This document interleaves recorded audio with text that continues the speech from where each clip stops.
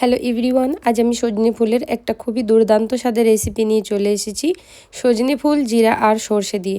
সবার প্রথমে দেখুন, এখানে আমি নিয়েছি বড় বাটির 1 বাটি পরিমাণ সজনে ফুল। এটাকে খুব ভালো করে পরিষ্কার করে বেছে নিয়েছি। এবার এটাকে হালকা উষ্ণ গরম জলের মধ্যে আমি একটু ভিজিয়ে রাখবো।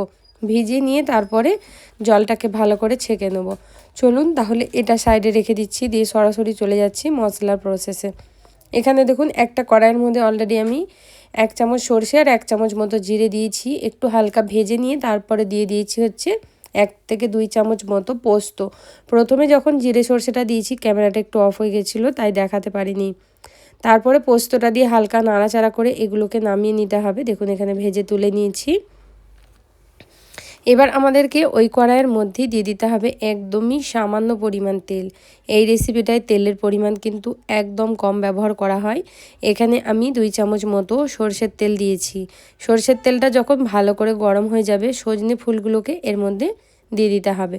সজনে ফুলগুলো তেলের মধ্যে দিয়ে এবার খুব ভালো করে আমাদেরকে কিন্তু ভাজা করতে হবে। নেড়ে চেড়ে যতক্ষণ না সজনে ফুলের কালারটা একদম হালকা চেঞ্জ হয়ে যাচ্ছে না, ততক্ষণ ভালো করে ভাজতে হবে। তো দেখুন, সজনে ফুলটা যখন এরকম কালার এসে যাবে তখন এর মধ্যে দিতে হবে 1/2 চামচ মতো হলুদের গুঁড়ো, আর সাথে দিয়ে দিতে হবে ছোট্ট চামচের 1 থেকে 1.5 চামচ মতো নুন। এটা দিলে সজনে ফুলটা খুব তাড়াতাড়ি গলে যাবে আর ফ্লেভারটাও সজনে ফুলের মধ্যে খুবই ভালো আসবে।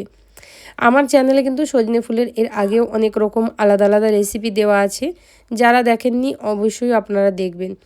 নুন হলুদ দিয়ে সজনে ফুলটাকে ঠিক এরকম যতক্ষণ না চলে আসছে না ততক্ষণ ভাজতে হবে। দেখুন এবার আমি কি করব, সজনে ফুলটাকে আলাদা একটা বাটির মধ্যে তুলে রেখে দেবো।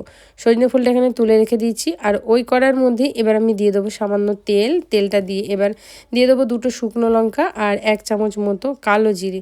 এইগুলোকে দিয়ে খুব ভালো করে একটু প্রথমে ভাজা ভাজা করে ফেলতে হবে সুন্দর করে। কালো জিরে আর এটা ভাজা হয়ে গেলে এবার এর মধ্যে দিয়ে দিতে হবে আগে থেকে কেটে রাখা আলু।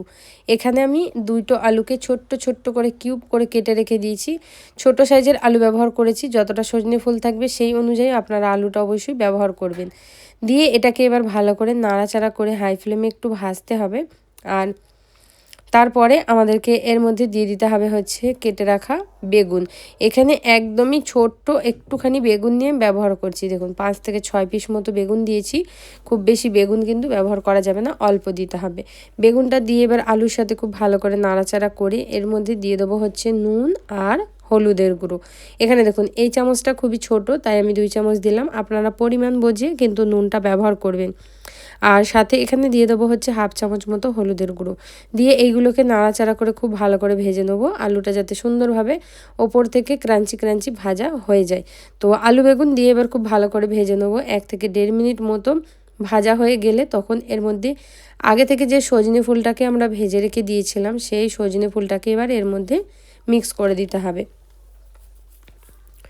সজনে ফুলটাকে দিয়ে এবার ভালো করে মিশিয়ে নেবো। দিয়ে এবার আপনাদের এর মধ্যে দিয়ে দিতে হবে হচ্ছে কাঁচা লঙ্কা। এখানে আমি দেখুন 4 থেকে 5টা কাঁচা লঙ্কা চিড়ে দিয়েছি, যাতে ঝালটাও হালকা হয় আর ফ্লেভারটাও খুব সুন্দর আসে।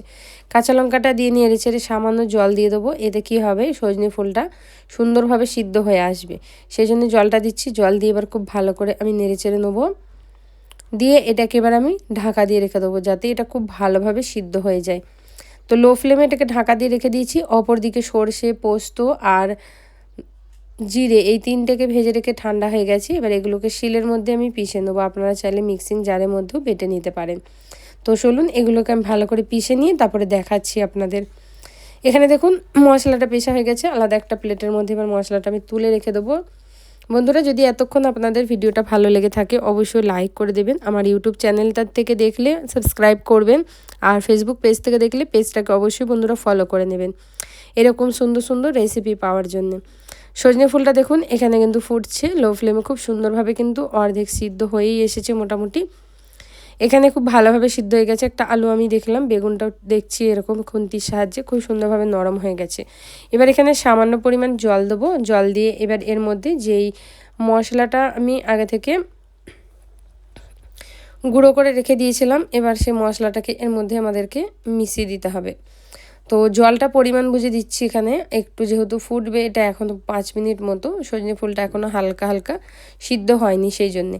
এবার এখানে মশলাটা দিয়ে দিচ্ছি, দিয়ে এবার খুব ভালো করে নাড়াচাড়া করে দেবো। নাড়াচাড়া করে দিয়ে এটাকে প্রায় ঢেকে রেখে দেবো আমি মিডিয়াম ফ্লেমে 5 মিনিট মতো। মিডিয়াম ফ্লেমে 5 মিনিট মতো রাখলেই এটা একদম রেডি হয়ে যাবে। দেখুন এখানে কিন্তু আমাদের সজনে ফুলের রেসিপিটা একদম রেডি হয়ে গেছে। গরম গরম ভাত, পরোটা, রুটির সাথে কিন্তু অসাধারণ লাগে। আপনারা অবশ্যই এইভাবে একবার সজনে ফুল তৈরি করে দেখবেন। ভালো লাগলে অবশ্যই লাইক, কমেন্ট, শেয়ার, সাবস্ক্রাইব করতে ভুলবেন না। ফেসবুক পেজটাকে ফলো করে দেবেন, আমার সাথে থাকবেন। আপনারা কোন জায়গা থেকে দেখছেন, আপনাদের সজনে ফুল কেমন লাগে আপনারা অবশ্যই জানাবেন। আমার রেসিপিটা কেমন লাগলো সেটাও জানাবেন। ভালো থাকবেন আর সুস্থ থাকবেন। পুরো ভিডিওটা দেখার জন্য আপনাদেরকে অসংখ্য অসংখ্য ধন্যবাদ।